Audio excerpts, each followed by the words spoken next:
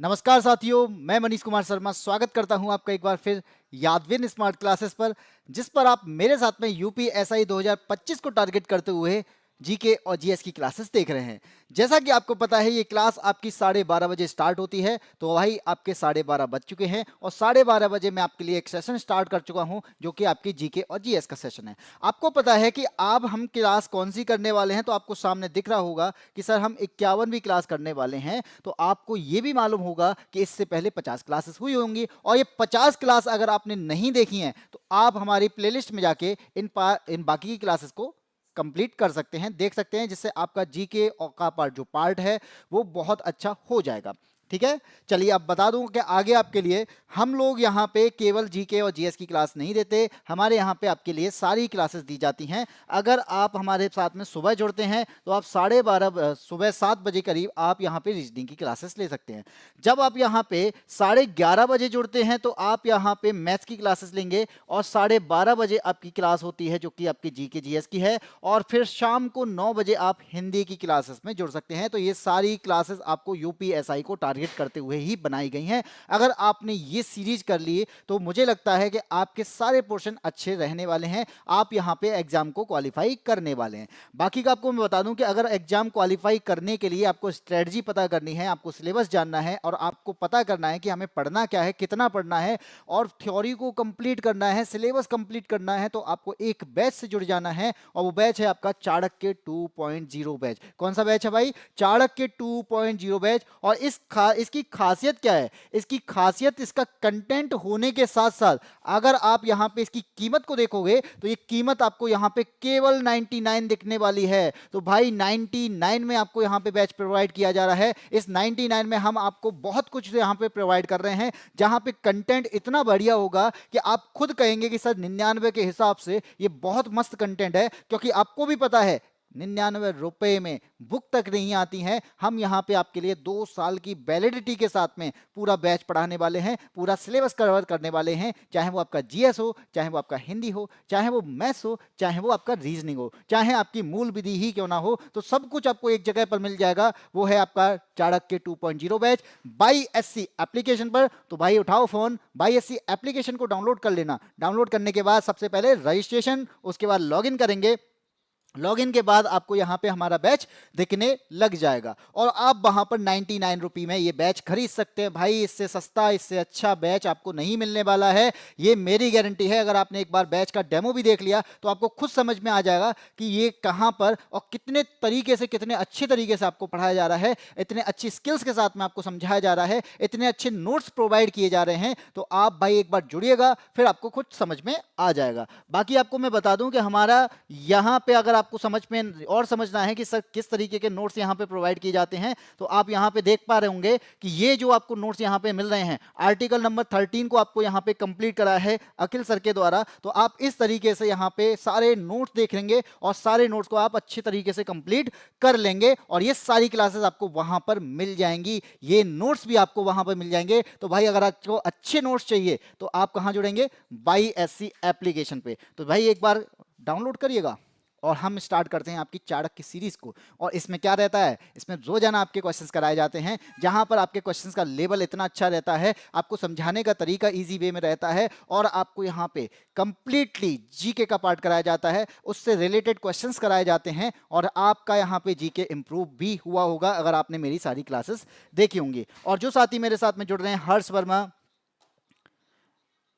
हर्ष वर्मा है, दिव्यांशी है, UP police है, और जो भी साथी जुड़ते जा रहे हैं, एक बार शेयर जरूर कर दीजिएगा। और शेयर करने के बाद हम क्लासेस को कंप्लीट करने वाले हैं, क्लासेस को पढ़ने वाले हैं, और लास्ट में फीडबैक जरूर दीजिएगा। और आपको कमेंट में आंसर भी देने हैं, क्योंकि कमेंट में इन्वॉल्व जरूर रहना है। इन्वॉल्व रहेंगे तो आपका यहाँ पे क्यूरियोसिटी बढ़ती है, इसीलिए कहता हूं हमेशा किसी भी काम को करें इन्वॉल्व जरूर हो, इसलिए कमेंट पर जरूर ध्यान दीजिएगा। बाकी आपको बेटा सारी बुक मिल जाएंगी, अभी हमारे पास में अभी ऐसी बुक नहीं है, लेकिन हाँ इसकी बुक आपको यहाँ पे जल्दी ही प्रोवाइड कर दी जाएगी, क्योंकि अभी आपकी बुक जो है वो छपने गई हैं। तो जैसे ही आपकी छप जाएंगी, आ जाएंगी, हम आपको वो प्रोवाइड भी कर देंगे। ठीक है, 99 में। आगे बढ़ते हैं, आपका आता है क्वेश्चन नंबर 1। क्वेश्चन नंबर 1 आपसे क्या कहता है? जिस तापमान पर वायु में जलवाष्प संघनित होना शुरू कर देगा उसे इनमें से क्या कहा जाएगा? भाई आपने ना सुबह सुबह घास की पत्तियों पर पानी की बूंदें चमकते हुए देखी होंगी। और ये पानी की बूंदें जो चमक रही हैं, क्या बारिश हुई थी? तो आप कहेंगे सर बारिश तो होती नहीं है, लेकिन यहाँ पर पत्तियां जो हैं वो चमकती हैं, पत्तियों पर पानी की बूंदें चमकना स्टार्ट करती थी। क्यों? क्योंकि आपको पता है कि गर्म हवा है भाई, अगर टेम्परेचर ज्यादा है तो गर्म हवा होगी, और गर्म हवा होगी तो ज्यादा जलवाष्प को होल्ड कर सकती है। क्या करेगी? ज्यादा जलवाष्प को होल्ड कर सकती है, लेकिन ठंडी हवा नहीं कर सकती। अब मैंने कहा कि हवा का ना टेम्परेचर गिर गया, हवा का क्या हुआ? टेम्परेचर डाउन हो जाता है, टेम्परेचर गिर जाता है, तो इसके अंदर ना कैपेसिटी कम हो जाती है। क्या हो जाता है? इसके अंदर ना क्षमता कम हो जाती है, कैपेसिटी कम हो जाती है होल्ड करने की। फिर क्या होता है? इसी की वजह से अब ये कैपेसिटी कम हो जाएगी, तो ये क्या करना लगेगा? उसे कंडेंस करने लगेगा, और यहां पे वेपर कंडेंस हो जाता है। क्या हो जाता है भाई? वेपर कंडेंस हो जाता है। और जैसे ही वेपर कंडेंस हो जाता है ना, तो यहां पे क्या होगा? ये लिक्विड रूप में बन जाएगा। जैसे ही वेपर कंडेंस हो जाएगा तो ये लिक्विड रूप में बन जाएगा। और लिक्विड रूप में कैसा बनेगा? तो आप यहां पे पृष्ठ तनाव को तरह कहेंगे, जो फिजिक्स का पार्ट है, क्योंकि ये क्या बना देगा? ड्रॉपलेट बना देगा, जो कि छोटी छोटी गोल आकार की बूंदें होती हैं। तो आप कब समझे कि जब हवा का टेम्परेचर गिरा, इनके अंदर होल्ड करने की, जल वाष्प को होल्ड करने की कैपेसिटी कम हुई, और जैसे ही कैपेसिटी कम होगी तो वेपर जो होगा, जल वाष्प होगी, वो कंडेंस होना स्टार्ट हो जाती है। और कंडेंस होकर क्या बनता है? लिक्विड ड्रॉपलेट बन जाते हैं। और ये लिक्विड ड्रॉपलेट जो बन जाएंगे, ये हमें ही तो तभी तो दिखाई देने लग जाते हैं। तो इसका मतलब क्या है? टेम्परेचर डाउन हुआ है, टेम्परेचर ड्यू हुआ है। तो टेम्परेचर ड्यू पॉइंट पर हो रहा है और अर्ली मॉर्निंग में होता है, इसलिए इसका आंसर क्या हो जाएगा? क्या वो फायर? मैंने तो फायर बोला ही नहीं है। मैंने क्या पुअर बोला? नहीं, मैंने तो ड्यू बोला, जो कि आपके टेम्परेचर को कम कर रहा है। और हमेशा ठोस वस्तु पर जमाव आपने देखा होगा, और जो जम जाता है ना, मैंने कहा कि ये जो बूंदें हैं, इनको मैं क्या कहूंगा? तो ठोस वस्तु पर जो आपको बूंदें दिखाई देती हैं, वो बूंदें क्या कहलाती हैं? इसे ही तो आप ओस कहते हो। क्या कहते हो? ओस कहते हो। क्या कह पाते हो इसे? ओस। और ये ओस हमें जो दिखाई दे रही है, उसे ही तो ओसांक कहा जाता है, क्योंकि ये ड्यू पॉइंट है, टेम्परेचर डाउन है, और टेम्परेचर डाउन तो वेपर कंडेंस, टेम्परेचर डाउन तो लिक्विड ड्रॉपलेट कंडेंस, आपका यहाँ पे लिक्विड मिलना स्टार्ट हो जाता है। तो सुबह यादव का, हाँ सुबह यादव, गुड इवनिंग, अरे गुड आफ्टरनून है भाई। स्नाइपर बफरिंग हो रही है? नहीं हो रही है बेटा, बफरिंग हो रही है, आप लोग बता सकते हैं। राधे राधे निशांत भाई, चित्रांशी चौहान, सी आंसर है। दिव्यांशी का भी आंसर आ चुका है, और जिन लोगों ने आंसर दे दिया है, बहुत सही अच्छा आंसर दिया है। दीदू आईडी चेंज। चलिए आगे बढ़ते हैं, क्वेश्चन नंबर आता है 2। क्वेश्चन नंबर 2 क्या कहता है? आपको पता है कि मान लीजिए हम जानते हैं कि हमारी 7वीं अनुसूची है, आप सभी जानते हैं हमारे पास सर ना 7वीं अनुसूची है। तो 7वीं अनुसूची में हमें आर्टिकल नंबर 246 में केंद्र और राज्य के बीच में बंटवारा दिखाई देता है। और जब बंटवारा दिखाई देता है ना, तो यहाँ पे कैसे कि कानून जो है ना, वो कौन बना सकता है, इसके बारे में बताया गया है। तो इसमें ना 3 सूची दी है: संघ सूची, राज्य सूची और समवर्ती सूची। अब बात किसकी हो रही है इसमें? इसमें बात हो रही है ना राज्य सूची की बात हो रही है। तो चलिए बात करते हैं, भारतीय संविधान का कौन सा अनुच्छेद राज्य सूची में किसी मामले के संबंध में कानून बनाने के लिए संसद को अधिकृत करने के लिए राज्यसभा विशेष को अधिकार प्रदान करता है? मतलब क्या है सर? इसका मतलब है कि सब्जेक्ट जो आपका इस स्टेट लिस्ट का है, जिस पर कानून बनाने का अधिकार राज्य का है, तब आप यहां पे कह रहे हो कि पार्लियामेंट उसमें लॉ कैसे बना सकती है? यहां पे तो विधानसभा बनाएगी ना। जब विधानसभा बना रही है, तो क्या हमारे पास में ऐसा कोई कानून है जहां पर वो परमिशन देता हो कि आप स्टेट लॉ के, यानी स्टेट लिस्ट के लॉ को बना सकते हैं? तो आपका आंसर इनमें से क्या होगा, जल्दी से बताइएगा। चित्रांशी ने आंसर दिया है बी, सुबी यादव कह रही हैं 280, दिव्यांशी का आंसर सी है, प्रिंस का आंसर सी, और यहां पे कॉपी बस। चलिए आपको मैं बता दूं कि मैंने बताया कि हमारे पास में किसका पार्ट है? सब्जेक्ट लिस्ट का पार्ट है। और स्टेट लिस्ट का पार्ट है, और स्टेट लिस्ट पर कानून बनाने का अधिकार स्टेट का होना चाहिए। लेकिन लेकिन लेकिन यहाँ पे तो बात कर रहे हैं पार्लियामेंट की, यानी संसद की, और संसद अगर उस पे कानून बनाना चाहता है तो आपको क्या करना पड़ेगा, तो आपको परमिशन चाहिए होगी। और परमिशन कौन देगा, तो सर परमिशन ना राज्यसभा देती है। कौन देती है, राज्यसभा देती है, और राज्यसभा को विशेष अधिकार प्रदान है। और वो आर्टिकल नंबर हमारे पास में ना 249 आर्टिकल के तहत ये हमें क्या प्रदान किया गया, एक अनुमति देने की बात कही गई है। लेकिन अनुमति ऐसे ही नहीं मिल जाएगी, आपको ना मेजॉरिटी चाहिए। कितनी, 2/3 की मेजॉरिटी चाहिए। और आपको पता होना चाहिए कि हम जिस सब्जेक्ट पर कानून बना रहे हैं ना, ये सर नेशनल लेवल का इंटरेस्ट है, यानी ये नेशनल इंटरेस्ट का सब्जेक्ट है, तो आपको उस टाइम पे जरूरत है। इस वजह से यहां पे संसद उस पे कानून बना सकती है। आया समझ? प्लीज बात बोलिए कोई भाई, कौन सी बात बोलनी है, सब बोल दो भाई, किसी को बोलनी है तो। डी राइट है हर्ष वर्मा का आंसर, जी का आंसर 249 स्नाइपर, 280 तो वित्त। ठीक है, हाँ भाई 280 तो यहाँ पे वित्त की बात करता है। ठीक है, आगे बढ़ते हैं। क्वेश्चन नंबर आता है आपका थर्ड। भाई हमारे देश की बात करें तो हमारे देश में बहुत सारी भाषाएं हैं, बहुत सारी भाषाएं हैं। सर पुरानी भाषाएं भी हैं, हाँ जी बिल्कुल हैं। हमारे पास में ना पुरानी भाषाएं, समृद्ध भाषाएं हैं, और इसके अलावा हमारे यहाँ की भाषाओं में बहुत सारे साहित्य भी लिखे गए हैं, और साहित्य हमेशा पुरानी भाषाओं में लिखे जाते हैं। और ये बात की जा रही है यहाँ पे। ठीक है, तो यहां पे ऐसी भाषाएं जो पुरानी हैं, समृद्ध हैं, या फिर उनमें साहित्य लिखे गए हैं, तो ऐसी भाषाओं को शास्त्रीय भाषा का दर्जा दिया जाता है। तो यहां क्या पूछा जा रहा है, पहली बार किस भारतीय भाषा को शास्त्रीय भाषा का दर्जा दिया गया था।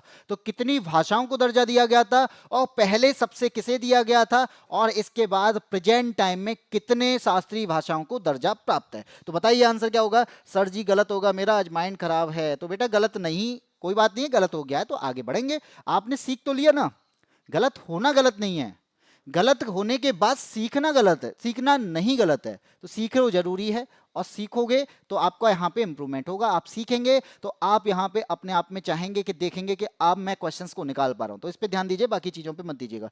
चित्रांशी का आंसर ए है, और ए आंसर है सबका। संस्कृत होगा, संस्कृत होगा, संस्कृत होना चाहिए। बेटा यहाँ पे ही तो गलत हो जाते हो, यहाँ पे इसलिए गलत हो क्योंकि आपको पता है हमारे पास में 4 भाषाएं हैं, और इन चारों में सबसे पहले क्या होता है, शास्त्रीय भाषा घोषित करने की शुरुआत होती है। तो आपसे अगर मैं ये कहूं कि शास्त्रीय भाषा ना घोषित की जाती है, कब से की जा रही हैं, तो शास्त्रीय भाषा को घोषित करने का अधिकार हमें जो मिला है ना, 2004 से मिला है। इसका मतलब सर 2004 से ही शुरुआत की गई होगी, तो पहली भाषा जो है वो ना 2004 में ही की गई होगी। तो हाँ जी, और पहली भाषा को दर्जा प्राप्त होता है 2004 में। और वो भाषा कौन सी है, तो आप कहेंगे सर ऑप्शन नंबर बी, वो तमिल भाषा है, ना कि संस्कृत। गलत हो गए ना भाई। कितनी भाषाएं हैं, तो शुरुआत में ना शास्त्रीय भाषाएं 6 हुआ करती थी। कितनी हुआ करती थी, 6 हुआ करती थी। तो दूसरे नंबर पर फिर किस भाषा को दिया गया, 2005 में संस्कृत को, इसके बाद 2008 में कन्नड़ को, कन्नड़ के बाद तेलुगु को। ठीक है, और इसके बाद तेलुगु के बाद आप देखेंगे उड़िया को यहाँ पे शास्त्रीय भाषा का दर्जा दिया गया। और हमने देखा कि हमारे मलयालम भी पीछे नहीं है, तो हमने यहाँ पे 6 भाषाओं को शास्त्रीय भाषा का दर्जा दिया। क्या यहाँ पे केवल ये 6 ही भाषाएं हैं, आज तक क्या 6 ही भाषाएं हैं शास्त्रीय भाषाएं?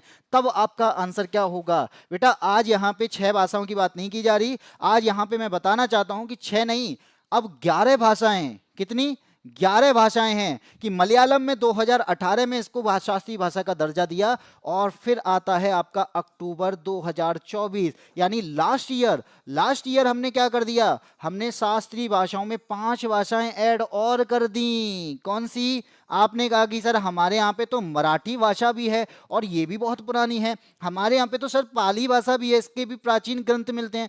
हमारे यहाँ पे भारत में प्राकृत भाषाओं में भी ग्रंथ मिलते हैं। हमारे यहाँ पे प्राचीन भाषाओं में ना सर असमिया भी ऐड हो जाएगी। क्या बंगाली पीछे रह जाएगी, नहीं। तो आप यहाँ पे क्या कहेंगे, सर 5 भाषाएं और ऐड हो जाती हैं, जिसके बाद आज हमारे पास में कितनी शास्त्रीय भाषाएं हैं, तो आप कहेंगे वर्तमान में शास्त्रीय भाषाओं की संख्या 11 हो चुकी है। कितनी हो चुकी है? 11 हो चुकी है। ये नोट कर लेना। करंट अफेयर्स का भी क्वेश्चन है कि अभी प्रेजेंट में कितनी भाषाओं को यहाँ पे शास्त्रीय भाषा का दर्जा दिया है? 5 भाषाओं को। टोटल कितनी भाषा हो चुकी हैं? 11 हो चुकी हैं। कौन सी भाषाएं ऐड की गई? तो मराठी, पाली, प्राकृत, असमिया और बंगाली ऐड की गई। आया समझ? मिस्टेक हो गया तो कोई बात नहीं है। हाँ जी बिल्कुल। चलो आगे बढ़े।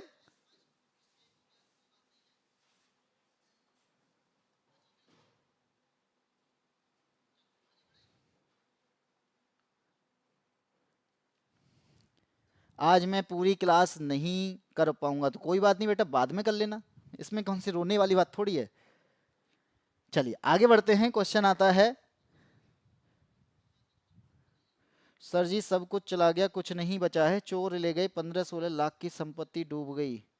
बेटा कहाँ से चोर ले गए? अब इस पे तो कुछ नहीं कर सकते। आप एफआईआर करा सकते हो, आप एफआईआर करा दो। और सीसीटीवी फोकस करो कि कहाँ सीसीटीवी हैं, उन वहाँ से उन डिटेल्स को निकालने की कोशिश करो, वीडियोस को निकालने की कोशिश करो। यहाँ पर यही हो सकता है। ठीक है, इस पर ध्यान दो। आगे बढ़ते हैं, क्वेश्चन नंबर 4 पे आते हैं। अब आपको पता है कि भारत में सरकार है, और सरकार हमारी कैसी है? तो आप कहेंगे सर हम तो रिपब्लिक हो चुके हैं, और रिपब्लिक होने के बाद में हमारी जो सरकार है ना, वो कैबिनेट मिनिस्टर यानी कैबिनेट मिनिस्टर बनते हैं। तो इसका मतलब हमारी कैबिनेट सरकार बनती होगी, यानी कैबिनेट गवर्नमेंट बनती होगी। लेकिन यहाँ पे पूछा जा रहा है, क्या भारत का किसी और देश के साथ में कनेक्शन है? क्या भारत का ब्रिटिशर हमारे यहाँ पे शासन करके गए तो ब्रिटिश से भी कनेक्शन है? तो यहाँ पर यही बात पूछी जा रही है कि सरकार के संसदीय स्वरूप का दूसरा नाम निम्नलिखित में से कौन सा नहीं है। हमें यह बताना है कि कौन सा इनमें से नहीं है। अब आप कहेंगे सर आपने जो क्वेश्चन किया क्या ये इससे मिलता जुलता? बिल्कुल मिलता जुलता है। मैंने आपसे ही पूछा था कि क्या हम ब्रिटिश से आज भी जुड़े हुए हैं, क्या हमारा ब्रिटिश कनेक्शन आज भी है? क्योंकि आपको पता है कि हमारा जो संविधान है मोस्टली सबसे ज्यादा कहां से लिया गया है? ब्रिटिश से लिया गया है। इसलिए इसका आंसर क्या होगा? जल्दी से बताओ। नमस्ते भाई आदित्य, चित्रांशी का आंसर सी आ चुका है। पंडित अकड़ू कह रहे हैं ओ भाई। हर्ष वर्मा का आंसर कुछ भी है, और आंसर दिया है राजशाही शासन। निशांत माथुर ने आंसर दिया है ऑप्शन नंबर सी। तो बेटा यहां बताना है कि इनमें से कौन सा नहीं है। किस पर ध्यान देना है? कौन सा नहीं है। तो कौन सा नहीं है? मैंने कहा ए है मोनार्कियल गवर्नमेंट। तो बेटा मोनार्कियल गवर्नमेंट की जब बात करेंगे ना, तो इसका मतलब है कि ये क्या है? मोनार्की का मतलब होता है रूल बाई किंग या क्वीन। यहाँ पे आपका कोई ना कोई राजा या कोई ना कोई रानी के द्वारा शासन किया जाता है, उसे कहा जाता है मोनार्क के गवर्नमेंट। जैसे आपने देखा होगा बाहुबली में, तो वहां पे शासन किसका था? तो वहां पे आप शासन देख पा रहे होंगे किंग और क्वीन का था। आप यहाँ पे ब्रिटेन की बात करेंगे तो ब्रिटेन में शासन मोस्टली किसका है? तो रूल कौन किसका होता है? किंग या क्वीन का होता है। यहाँ पे ये रेस्पॉन्सिबल नहीं होते संसद के लिए। इसलिए भारत के लिए आप ऑप्शन नंबर ए पर सही लगाएंगे। तो सर हमारा वेस्टमिंस्टर मॉडल कैसे हो जाएगा? ये भी तो बताओ भाई। भारत ब्रिटिश से कनेक्शन रखता है, और ब्रिटिश की संसद से कनेक्शन रखा है, और ब्रिटिश की संसद कहां पर है? वेस्टमिंस्टर में है। यानी ब्रिटिश में यानी ब्रिटेन में एक जगह है जिसका नाम ही वेस्टमिंस्टर है, और वहां पे उनकी संसद है, और वहां के मॉडल को हमने फॉलो किया है, इसलिए इसे वेस्टमिंस्टर मॉडल भी कहा जाता है। इसलिए इसका आपका ऑप्शन नंबर बी जो है वो सही आंसर होगा। लेकिन नहीं में आपका ए है। कैबिनेट गवर्नमेंट तो आप जानते हैं किसके लिए रेस्पॉन्सिबल है? हम कैबिनेट गवर्नमेंट के लिए, कैबिनेट के लिए, जनता के लिए। और रेस्पॉन्सिबल का मतलब हम उत्तरदायी शासन करते हैं, इसलिए आपका आंसर सारे हो जाएंगे, एक जो है वो गलत होगा। आया समझ?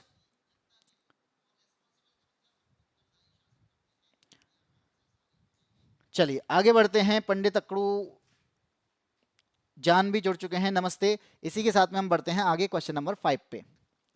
आप जानते हैं कि हमारा उत्तर प्रदेश बहुत बड़ा स्टेट है, और अगर बहुत बड़ा स्टेट है तो कहीं ना कहीं हमें इसे बांटना पड़ेगा। अब बांटने का काम मतलब इस तरह से नहीं कि हम उत्तर प्रदेश के हिस्से कर दें। बांटने का मतलब क्या है? ये नहीं है कि हम इससे 2 से 4 स्टेट निकाल दें। यहाँ पे बांटने का मतलब है यहाँ पे डिविजन्स बनाना, जिससे कार्य को आसानी से किया जा सके। तो इसीलिए हमारे यहाँ पे क्या बनाए गए? हमारे यहाँ पे ना मंडल बनाए गए, यानी डिविजन्स बनाए गए। तो उत्तर प्रदेश में कितने डिवीजन बनाए गए जिससे काम को आसान किया जा सके, काम को बांटा जा सके? तो यहाँ पर आपके सामने ऑप्शंस हैं। तो कितने आपके यहाँ पर मंडल हैं, कितने आपके डिवीजन हैं, बताइए। मैं बाकी बता दूंगा। आपको पता है कि उत्तर प्रदेश में जिलों की संख्या की बात बात करें तो जिले आपके कितने हैं, 75 हैं। उत्तर प्रदेश में लोकसभा सीटों की बात करें तो सबसे ज्यादा हैं, कितनी हैं, 80 हैं। तो आप यहाँ पे क्या कहेंगे, हमारे यहाँ पे लोकसभा की सीटें भी ज्यादा हैं, हमारे यहाँ पे जिले की संख्या भी है, और आपको पता होना चाहिए हमारे यहाँ पे डिविजन्स भी हैं, यानी मंडल भी हैं। वो कितने हैं, निशांत का आंसर है, चित्रांशी का आंसर, और इसको तो मैं आंसर, इसका तो नाम भी ना ले सकता, ऐसे नाम लिख रखा है इसने, पंडित अकड़ू। अमित पाल का आंसर 18 है, और जान का आंसर बी है। और इसी के साथ में हमारा जो आंसर हो जाएगा वो ऑप्शन नंबर बी हो जाएगा, यानी 18 हो जाएगा। तो डिवीजन्स हमारे यहाँ पे कितने हैं, 18 हैं। उत्तर प्रदेश में डिवीजन्स की संख्या, जिलों की संख्या, उत्तर प्रदेश में लोकसभा की संख्या। अब मैं आपसे बोलूं कि हमारे यहाँ पे राज्यसभा की संख्या भी सबसे ज्यादा है, राज्यसभा की सीटों की संख्या सबसे ज्यादा है। तो ये बताओ भारत के उत्तर प्रदेश में राज्यसभा की सीटों की संख्या कितनी है। मैंने ये नहीं लिखा है, और ये आपको बताना है कि भारत के उत्तर प्रदेश राज्य में राज्यसभा की संख्या या राज्यसभा की सीटों की संख्या कितनी है। और आपको ये भी पता होना चाहिए कि ये सबसे ज्यादा है पूरे भारत में। तो कितना आंसर होगा, पहला क्वेश्चन गलत हो गया, कोई बात नहीं है गीता, आगे क्वेश्चन सही हो जाएंगे। और आपने कहा गलत हुआ है तो आपको सही आंसर भी तो पता चल गया। इसीलिए तो कहता हूं कि भाई नोट्स बना लो, और नोट्स बनाओगे तो ना आप आगे देखोगे तो कई क्वेश्चन ऐसे आते हैं उससे रिलेट करके आते हैं, और जब हमने वो पढ़ा होगा तो हम उन क्वेश्चन के आंसर दे पाएंगे, और जब हमने लिखा ही नहीं है तो कहां से आंसर दे पाएंगे। गलत होने का रीजन ये भी है, ठीक है। सर मेरा नाम क्यों नहीं, भाई तुमने नाम ही ऐसा लिख रहा है, ठीक है। क्वेश्चन नंबर 6 की बात कर रखे हैं।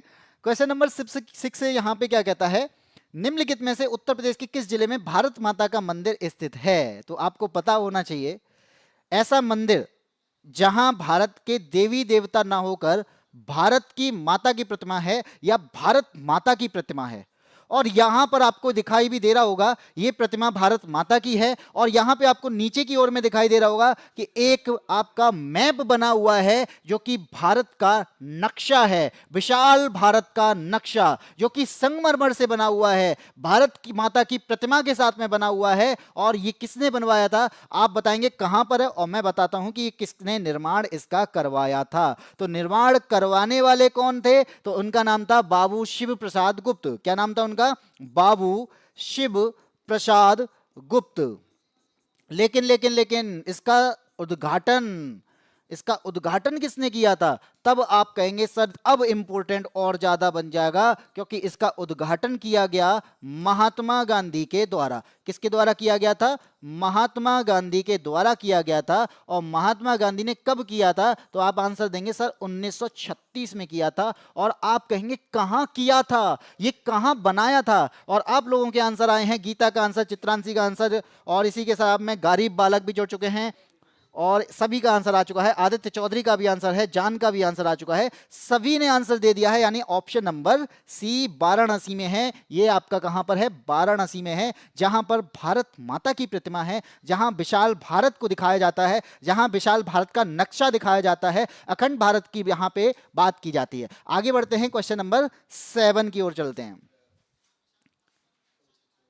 क्वेश्चन नंबर 7 यहां पे क्या कहता है,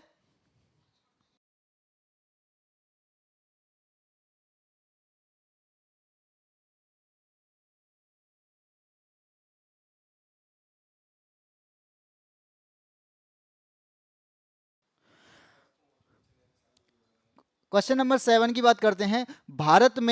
भारत के संविधान का अनुच्छेद 324 किससे संबंधित है। यानी आपका आर्टिकल नंबर 324 की बात की जा रही है, तो ये किससे संबंधित है इसकी बात की जा रही है। तो आपका आंसर क्या होगा, अमित पाल ने आंसर दिया है डी, प्रिंस कह रहे हैं,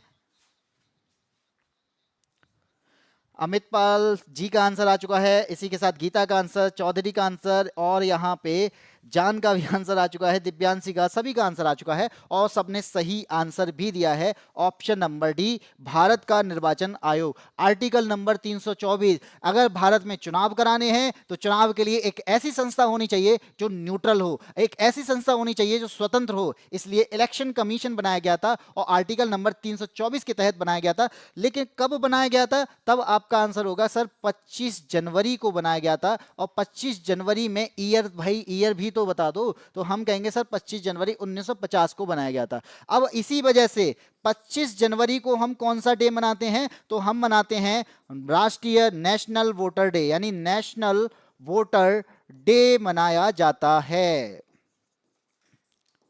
ठीक है, नेशनल वोटर डे मनाया जाता है। बाकी वित्त कमीशन यानी फाइनेंस कमीशन की बात करेंगे, आर्टिकल नंबर 280। यूपीएससी की बात करेंगे तो आर्टिकल नंबर 315। अगर मैं सीएजी की भी बात कर लूं तो आर्टिकल नंबर 148 है। 148, 315 और 280, ये 3 आर्टिकल हैं जो आपके ऑप्शंस में दिए हैं।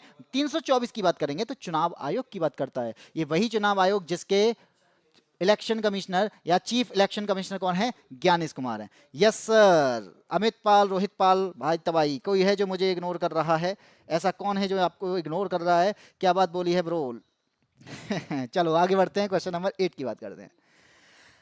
क्वेश्चन नंबर 8 क्या कहता है भाई? आपको पता है इंडिया में यूरोपियन आना स्टार्ट हुए थे, और यूरोपियन आना स्टार्ट होते हैं तो सबसे पहले कौन आता है? तो कहेंगे सर पुर्तगाली आता है।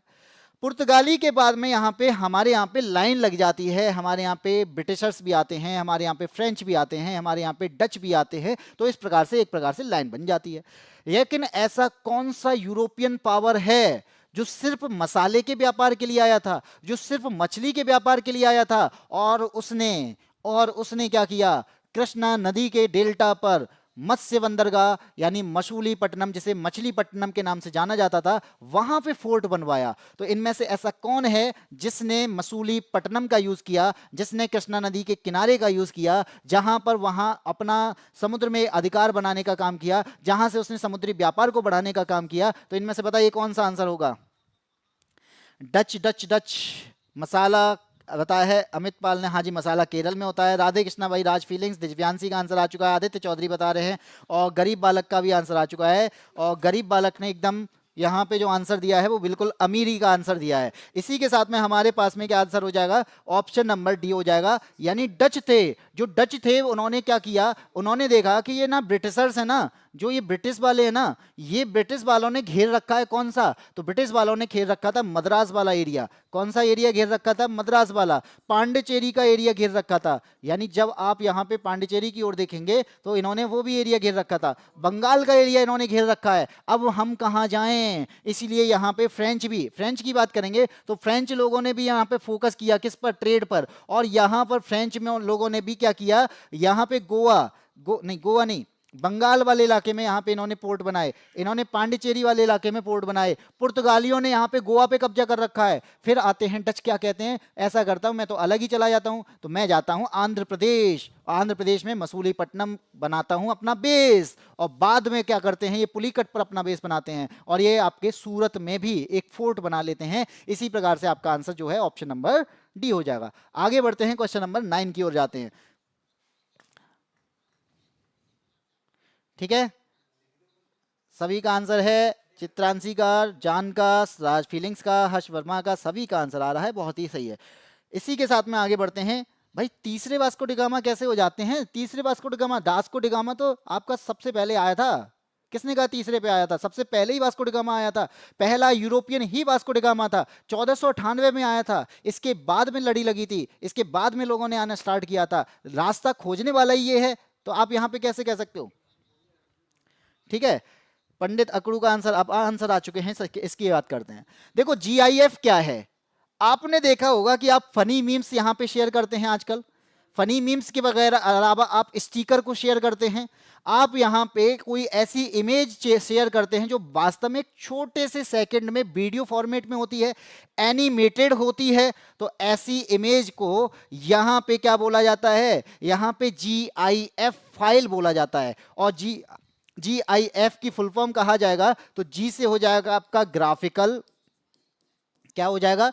जी से हो जाएगा आपका ग्राफिकल, आई से हो जाएगा इंटरचेंज, और यहां पे एफ से हो जाएगा फॉर्मेट। तो इस प्रकार से हमारे पास में ये बन के आ गया, तैयार हुआ क्या? एक ऐसा एनिमेटेड इमेज, ऐसी एनिमेटेड इमेज जिसका हम क्या यूज करते हैं? मीम्स बनाने में यूज कर लेते हैं, स्टिकर बनाने में यूज कर लेते हैं। हम यहाँ पे किसी को भेज भी देते हैं तो वहां पे हंसने की चीजें भी होती हैं। तो ऐसी इमेज को हम GIF इमेज कहते हैं, जो कि आपकी पूरी तरीके से एनिमेटेड होती हैं। जब हम यहाँ पे देख रहे हैं, आपने सुना होगा इमेज की बात करेंगे तो इमेज JPG फॉर्मेट होता है या फिर PNG फॉर्मेट होता है। आया समझ? हाँ जी बिल्कुल, सभी का सही है। जान का आंसर, स्नाइपर का, राज फीलिंग्स का, पंडित अकड़ू का, ठाकुर भाई साहब का, गरीब बालक का, चित्रांशी का, सभी का आंसर सही है। ऑप्शन नंबर ए सही हो जाएगा। आगे बढ़ते हैं, क्वेश्चन नंबर 10 पर आते हैं। भाई फिर आगे हम इसी पर वास्को डी गामा की बात कर लेते हैं, लेकिन यहां पे आंसर क्या होगा वो बात अलग है, आपको आंसर देना है। मैं यहां पे कहता हूं कि 1498 का टाइम था। क्या टाइम था? 1498 का टाइम था। सबसे पहली बार किसी ने भारत आने का रास्ता देखा था, और भारत आने का रास्ता कहां से? समुद्र की ओर से देखा था। और वो कौन था? तो वो वास्को डी गामा था, यानी पहला यूरोपियन ही वास्को डी गामा था। और ये कहां आया था? तो आप कहेंगे सर कालीकट आया था, और कालीकट में जमोरिन वहां का जो शासक था उसने इसका स्वागत किया था।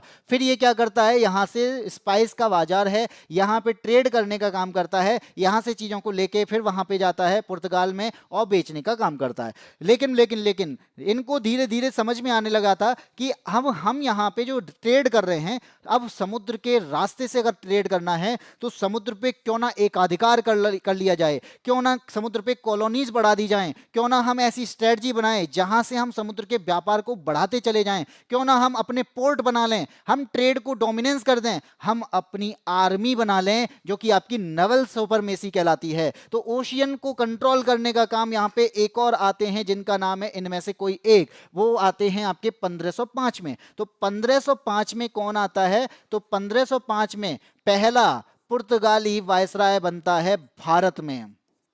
क्या बनता है? पहला पुर्तगाली वायसराय बनता है। और भाई पहला पुर्तगाली वायसराय क्या वास्को डी गामा बना था? नहीं, इसके बाद अगले आते हैं, उनका नाम था फ्रांसिस्को डी अल्मेडा। क्या नाम था इनका? इनका नाम था फ्रांसिस्को डी अल्मेडा। और ये जो बने थे पहले वायसराय बने थे भारत में, और इन्होंने देखा कि भाई हम लोग अब व्यापार कर लिए, हम लोगों ने रास्ता खोजा है, तो एकाधिकार जो होना चाहिए वो हमारा होना चाहिए, समुद्र पे कंट्रोल जो होना चाहिए वो हमारा होना चाहिए। इसलिए ये एक नीति लेके आते हैं, उसका नाम था ब्लू वाटर पॉलिसी। तो आपसे अगर पूछा जाए ब्लू वाटर पॉलिसी कौन लेके आए? पुर्तगाली लेके आए थे। और पुर्तगाली में कौन लेके आया था? फ्रांसिस्को डी अल्मेडा लेके आए थे। ऑप्शन नंबर डी लेके आया था। अपने यहाँ पे कॉलोनीज का निर्माण कर लिया, अपने यहाँ पे ट्रेड को बढ़ाने के लिए यहाँ पे पोर्ट बनाना स्टार्ट कर दिया, इसने नेवल सुपरमेसी बनाना स्टार्ट कर दिया, अपनी नेवी बनाना स्टार्ट कर दिया। आया समझ? शांत जल की नीति भी कहते हैं, बिल्कुल आदित्य चौधरी। और यहाँ पे तुक्का गलत हो गया है, का पंडित अकड़ू का, अकड़ से आंसर दिया होगा। जान ने भी आंसर दे दिया है, इसी के साथ में दिव्यांशी का भी आंसर है, और सभी का आंसर आ गया है। चित्रांशी का भी आंसर ऑप्शन नंबर ए है। ठीक है, आगे बढ़ते हैं, अगले क्वेश्चन पे आते हैं, क्वेश्चन नंबर 11।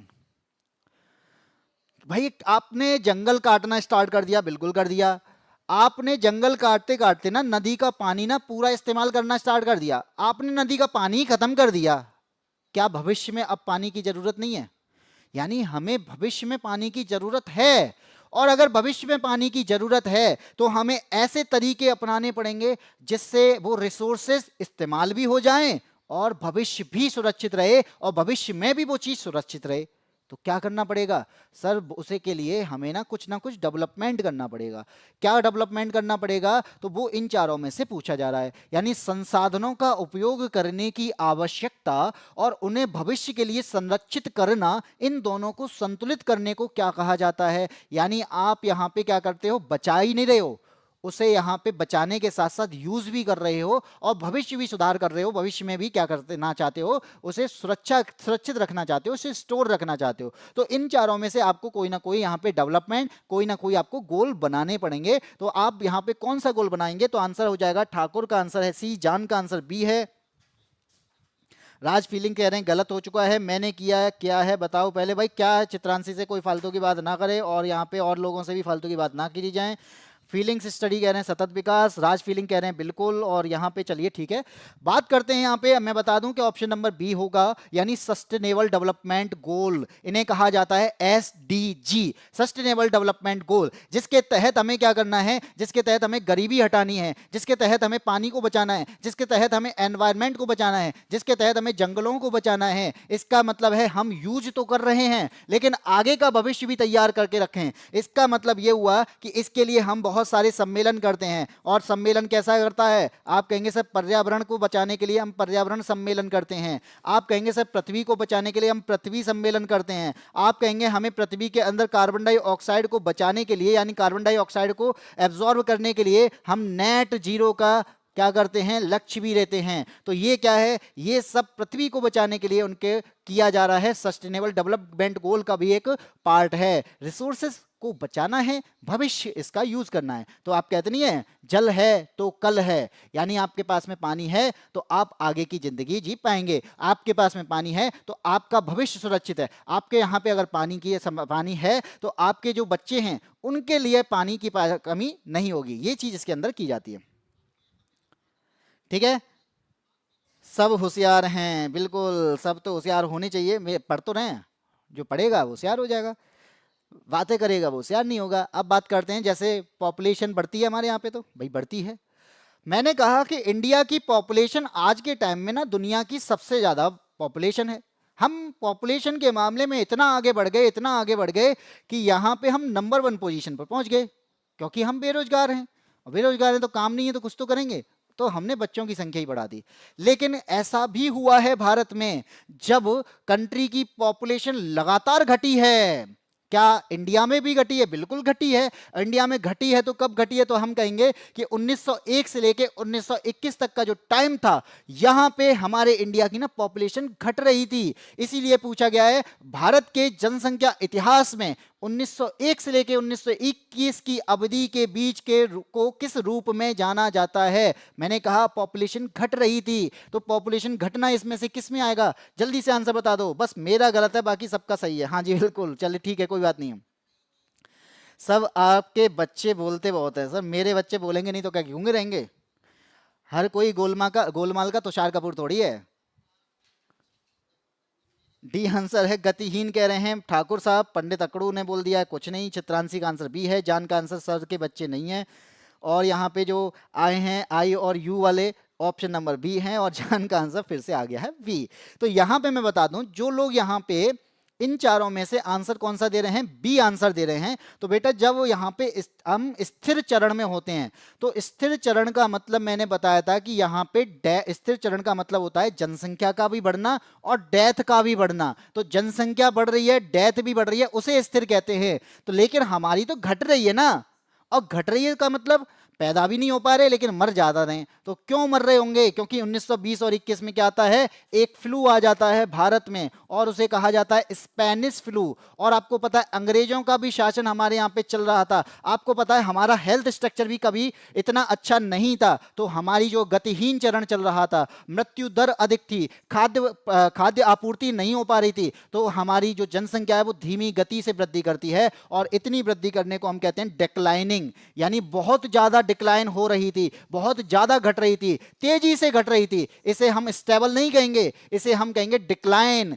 हम यहां पे स्टेबल तब कहते हैं जब यहां पे जन्म दर भी ज्यादा है और मृत्यु दर भी ज्यादा है, तो ये बैलेंस हो जाता है, इसे स्टेबल कहते हैं। ना कि इसे कहेंगे, क्योंकि घटने की बात है तो इसे कहेंगे हम यहां पे गतिहीन चरण यानी डिक्लाइनिंग कहेंगे, यानी घटता हुआ कहेंगे। इसलिए इसका आंसर क्या हो जाएगा? Option number A. आप यहां पे देख पा रहे होगे 1911 में ये 5% थी, यानी बढ़ी थी, लेकिन 1921 का आते आते यहां पे आपको कोई भी घटता हुआ या बढ़ता हुआ नहीं दिखाई दे रहा है। तो 1911 से 1921 के बीच में जनसंख्या जो है वो हमारी बढ़ती ही नहीं है, 0.31% के आसपास रहती है, यानी इतना ही बढ़ती है, 0.31 इतना ही बढ़ पाती है। इसका मतलब है बहुत धीमे स्तर में इसकी वृद्धि हुई होगी, इसी वजह से इसको हम डिक्लाइनिंग फेज कहते हैं। आगे बढ़े, क्वेश्चन नंबर आते हैं हम 13 पे। ए ओके, हाँ जी बिल्कुल ए होगा। ओ माय गॉड सर, ये लव यू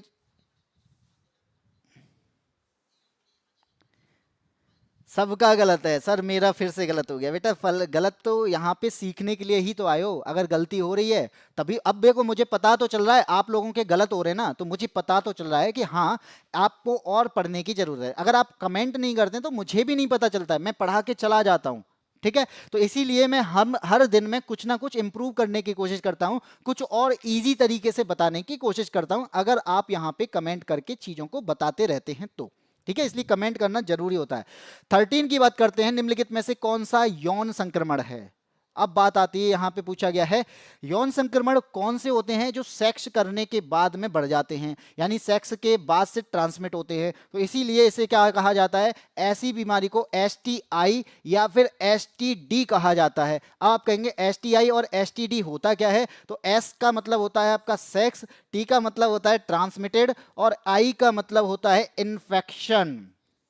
ठीक है, अगर यहां पे डी लिखा है तो इसका मतलब क्या है, जो बीमारी हुई है उसे हम क्या कहेंगे, डिसीज कहते हैं। तो ये आपका क्या है, सेक्सुअल ट्रांसमिटेड डिसीज होती है, ये आपकी एसटीडी बीमारी कहलाती हैं। तो हमारे पास में 4 बीमारी हैं, इन 4 बीमारी में ऐसी कौन सी बीमारी है, तो जान का आंसर है डी, चित्रांशी का आंसर हैजा है, निशांत का आंसर ए है, अमित पाल का आंसर ऑप्शन नंबर ए है। ठीक है, तो आपके आंसर आ चुके हैं, तो चलिए देखते हैं। बेटा आपको पता है टाइफाइड जो होता है, यहाँ पे टाइफाइड क्या सेक्स करने से होता है, नहीं, टाइफाइड होता है दूषित खाने से। आपने यहाँ पे पानी पी लिया, पॉल्यूटेड पानी पीने से, तो आप यहाँ पे टाइफाइड, यहाँ पे यौन संक्रमण नहीं होगा।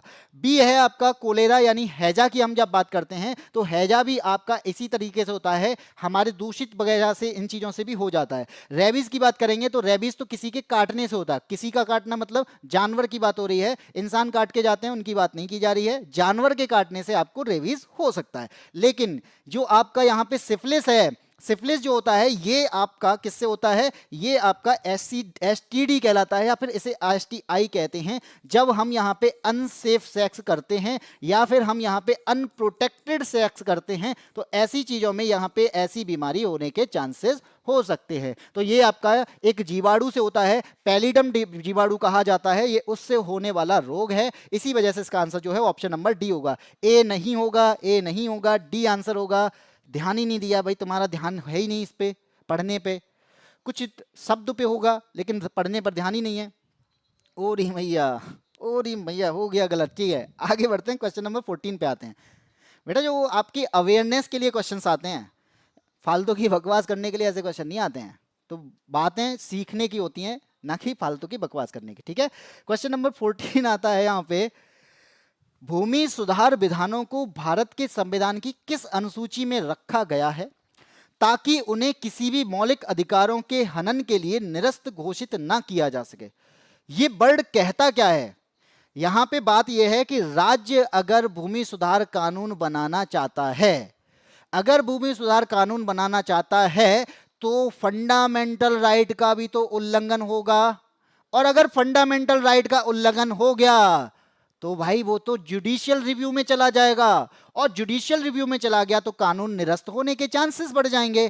तो मुझे क्या करना पड़ेगा, मुझे सबसे पहले इसे जुडिशियल रिव्यू से हटाना पड़ेगा, इसे न्यायिक समीक्षा से हटाना पड़ेगा, कोर्ट को इंटरफेयर करने नहीं देना है। तो ऐसा करते हैं, ऐसा हमारे पास में करने के लिए एक तरीका है, क्यों ना हम संशोधन कर दें।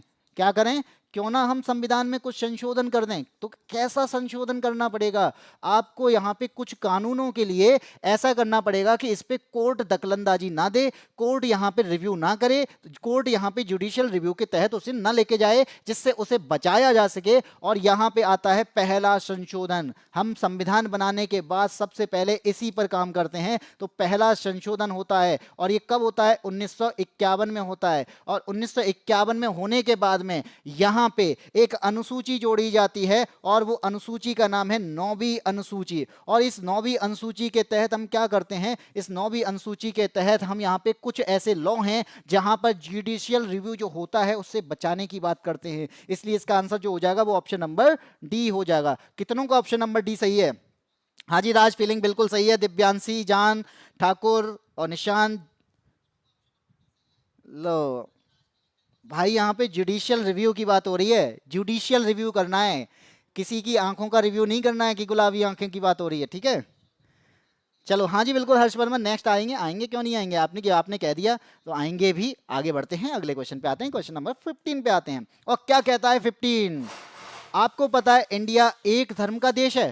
तो आपका आंसर होगा नहीं सर, एक धर्म का देश नहीं है, हम तो सभी धर्मों के लिए इक्वल हैं, यानी आप यहाँ पे सेक्युलर हैं। और अगर सेक्युलर कैरेक्टर की बात की जाएगी तो हमारे संविधान में लिखा होना चाहिए। तो बताओ ऐसा कहाँ लिखा है कि हम सभी धर्म के लिए इक्वल बात करते हैं, सभी धर्मों को यहाँ पे स्वतंत्रता होने की बात की गई है। तो भारतीय संविधान का निम्नलिखित में से कौन सा अनुच्छेद भारतीय राज्य के धर्मनिरपेक्ष चरित्र को दर्शाता है। तो ऐसा कौन सा आपका आर्टिकल है, ऐसा कहां लिखा गया है कि आप सेक्युलर हैं, आपके अंदर सेक्युलर कैरेक्टर हैं, आप यहां पे धर्म को स्वतंत्रता की बात करते हैं, सभी धर्मों के लिए आप इक्वल हैं, आप एक धर्म की बात नहीं करते, सभी धर्मों की बात करते हैं। तो जल्दी से बताइए क्या आंसर होगा।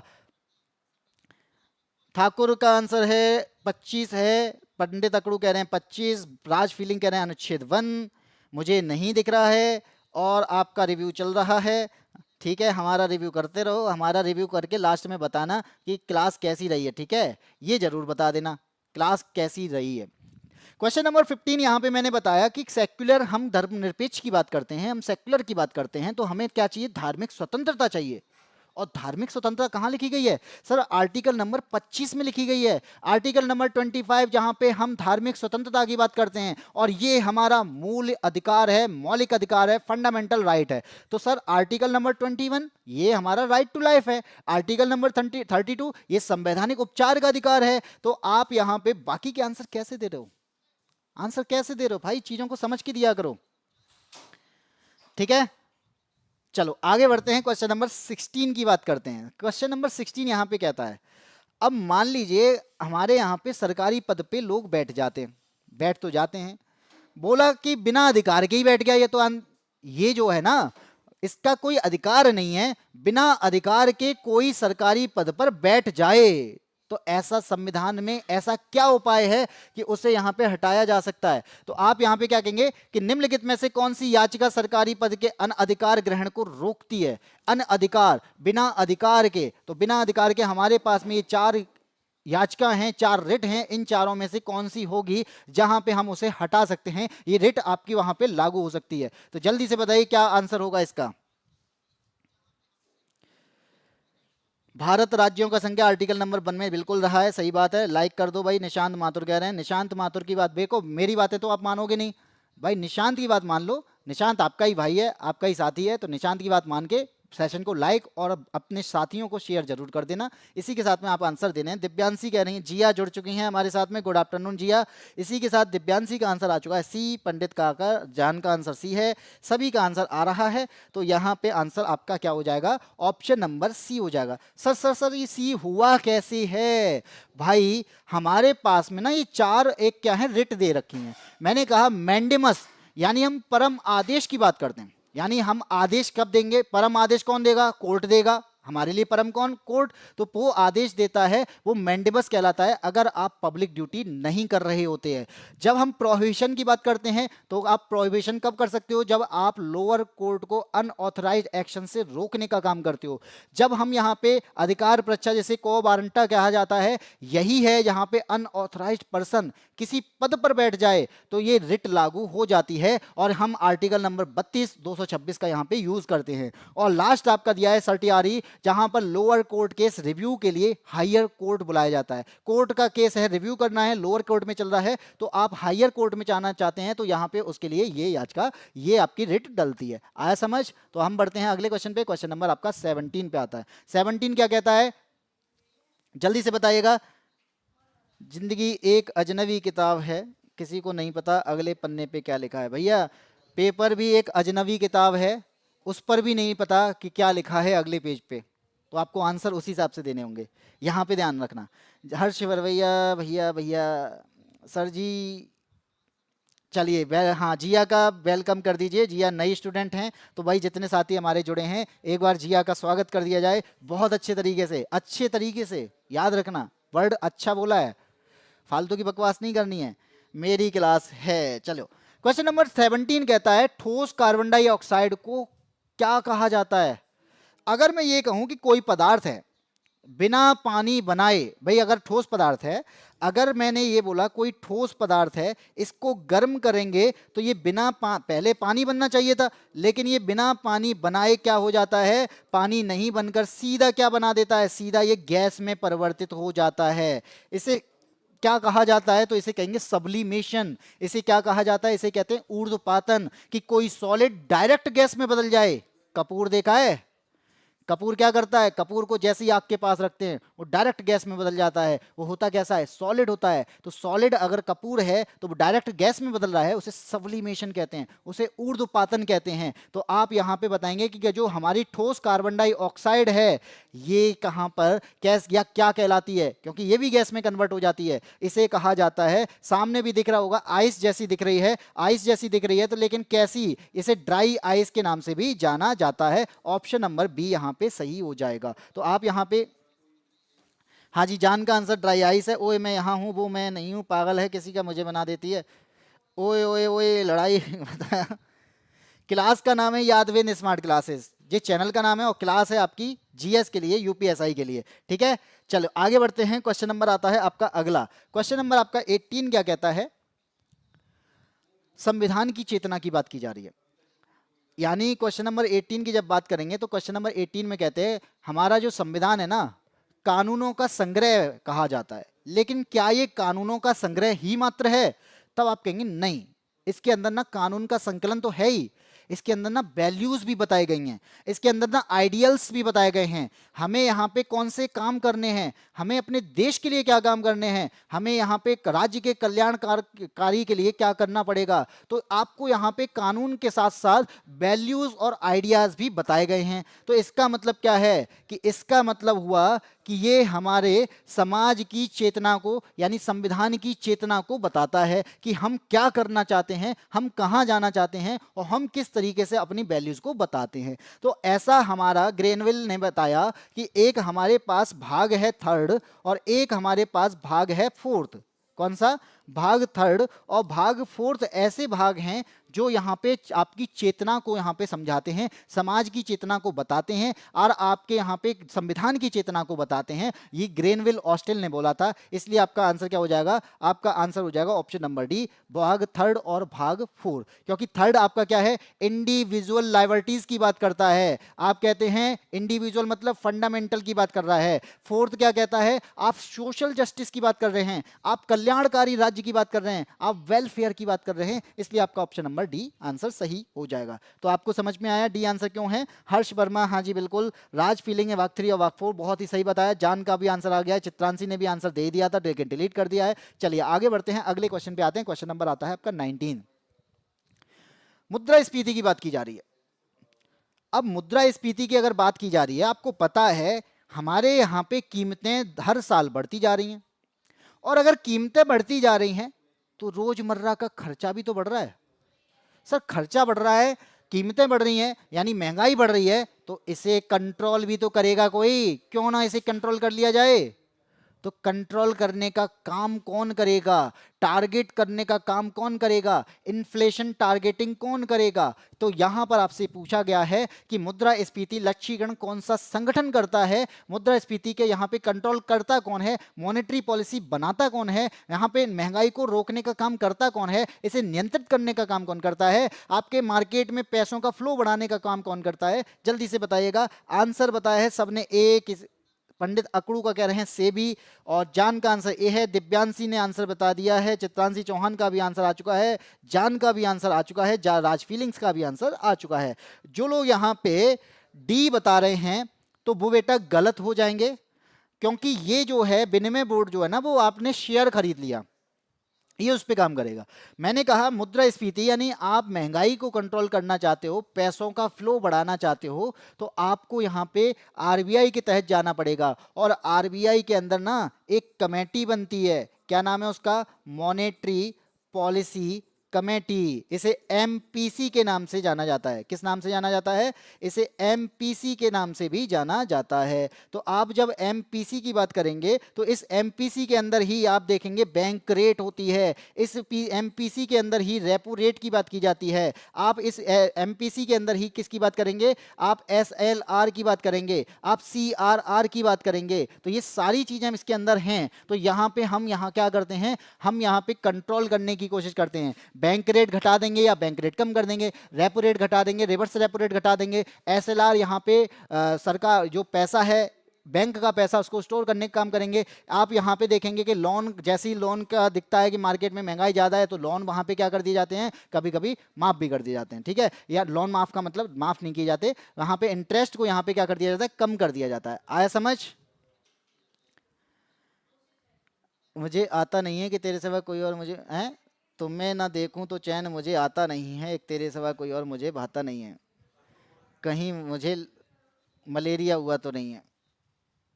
हाँ जी, बहुत अच्छा सा चित्र। क्वेश्चन नंबर 20 की बात करते हैं। यहाँ पे बोला गया है कि सड़क की रूपरेखा दिखाई देने के लिए जिन संकेतकों को चिन्हित किया जा सकता है उन्हें क्या कहा जाता है। आप अगर रात में गाड़ी चला रहे हैं तो आपको ना रात में सड़क दिखाई देती है नहीं, आपको ना आउटलाइन दिखाई देती है, और उस आउटलाइन के जरिए ही आप रास्ते को देख पाते हैं कि ये रास्ता जो है ना आगे जाके मुड़ गया है, कि ये रास्ता आगे जाके सीधा हो चुका है। तो यहाँ पे क्या कहेंगे कि ऐसा हमारे लिए क्या करना पड़ेगा, रिफ्लेक्टिव मार्कर बनाने पड़ेंगे। क्या करने पड़ेंगे हमें, हमें यहाँ पे रिफ्लेक्टिव मार्कर बनाने पड़ेंगे। और जब रिफ्लेक्टिव मार्कर बनाने पड़ेंगे तो क्या होगा, तो यहाँ पे रिफ्लेक्टिव मार्कर बनाने हैं तो आप यहाँ पे नाइट ड्राइविंग कर पाएंगे, आप यहाँ पे बारिश में भी गाड़ी को चला पाएंगे, आप अगर फॉग पड़ता है उस टाइम पे भी गाड़ी को चला पाएंगे। क्यों, हमारे पास में एक मार्कर है, उस मार्कर की वजह से ये रिफ्लेक्ट करते हैं, लाइट की वजह से रिफ्लेक्ट करते हैं, हमें रास्ता दिखाई देता है। ये बहुत सारे एक्सीडेंट को बचाता है, और एक्सीडेंट को बताएगा तो आप यहाँ पे क्या कहेंगे कि मान लो कर्व है तो उस कर्व को बताएगा, मोड़ आ गया उस मोड़ को बताएगा। तो ये सारी चीजें यहाँ पे इंडिकेट करता है। तो इन चारों में से उसे क्या कहा जाता है, जल्दी से बताइए। मुझे कुछ नहीं दिखता भाई, तुम्हारी आंखें सही नहीं है, अपना चश्मा वस्मा देखो, दिख जाएगा। ठीक है, श्रीनगर से कन्याकुमारी तक भाई डी आंसर बताया है। अब मैं आपको ये कहता हूं, इसे देता हूं मैं होमवर्क के लिए, यानी आपको ये आंसर देना है।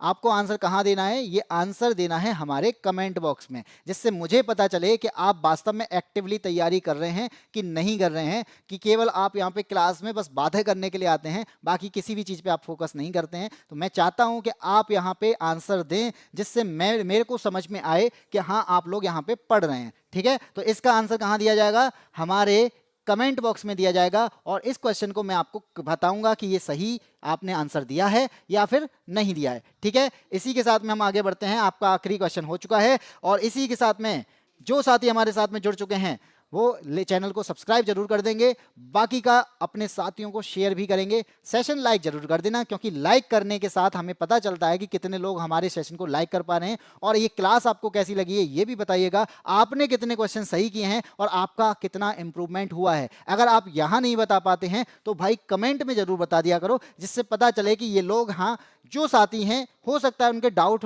हो सकता है कि उन्होंने कुछ समझा ना हो सकता है वो ऐसा कहना चाहते हो कि सर ये चीज़ें हैं, तो वो अपने सजेशन देना चाहते हैं, उन्हें और कुछ और चाहिए, तो वो सारी चीज़ें आप हमारे कमेंट बॉक्स में, अभी लाइव वाला कमेंट नहीं, जो क्लास खत्म होने के बाद जो कमेंट बॉक्स ओपन होता है, जो बाद में दिखाई दे जाता है, उसकी बात की जा रही है, इसकी बात नहीं की जा रही। ठीक है, इसी के साथ में आपको पता है कि हम लोगों के द्वारा एक बैच भी लॉन्च किया गया था, जिसका नाम है चाणक्य 2.0 बैच। और इस चाणक्य 2.0 की जब मैं बात करूंगा तो आपको ये मालूम होना चाहिए कि हम लोगों के द्वारा ये लॉन्च तो किया गया, लेकिन बहुत सस्ते में लॉन्च किया गया है। पहले इसकी कीमत 599 हुआ करती थी, तो कुछ लोगों के, यानी जो हमारे स्टूडेंट्स हैं, उन्होंने कहा कि सर हम नहीं खरीद पाएंगे, तो हमने उनके साथ साथ सभी को इक्वल समझ के सभी के लिए एक रेट रख दी, जो है आपकी 99। तो ये 99 में मिलने वाला बैच जो आपको बहुत अच्छे तरीके से आपको समझाने वाला है, ये 99 रुपए में समझाने वाला बैच आपको यहाँ पे बहुत अच्छा कंटेंट देने वाला है। यहाँ पे आपको बहुत अच्छी तरीके से टीचर पढ़ाने वाले हैं, अच्छी स्किल के साथ में आपको पढ़ाने वाले हैं। तो आप अगर ये सारी चीज़ें समझ पाएंगे, तो अगर आपने ये बैच ले लिया, अगर आपने ये बैच परचेज कर लिया, तो आप खुद कहेंगे कि हाँ सर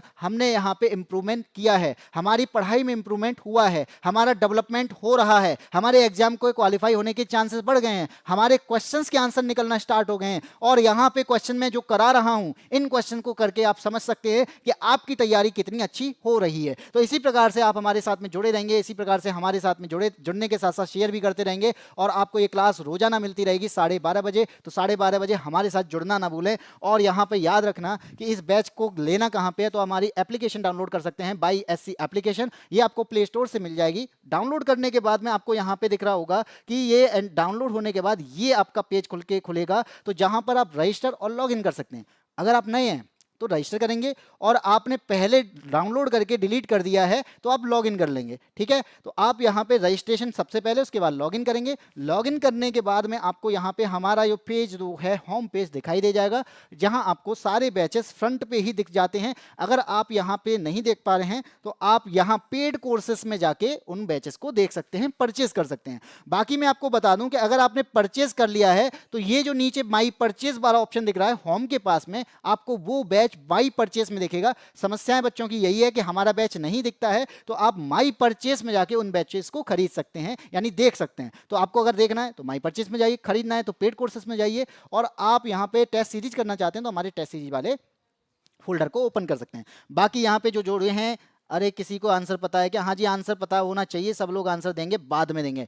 शानदार टीम है सर, थैंक यू अभिषेक भाई। इसी के साथ में हम भटकेंगे नहीं, बिल्कुल नहीं भटकना है सर। क्वेश्चन का आंसर तो दे जाओ, आंसर आपको कमेंट बॉक्स में लिखना है, मेरे यहाँ नहीं, मजा आ जाता है। तो बहुत बढ़िया भाई, थैंक यू अभिषेक। दिव्यांशी, पंडित अकड़ू, चलिए ठीक है, तो आज की क्लास में इतना ही। फिर मिलते हैं आपको इसी टाइम पे 12:30 बजे रोजाना, और हमारे साथ इसी प्रकार से आप यादविन स्मार्ट क्लासेस के यूट्यूब चैनल पर भी जुड़ सकते हैं और YSC एप्लीकेशन भी डाउनलोड कर सकते हैं। तब तक के लिए जय हिंद, जय भारत।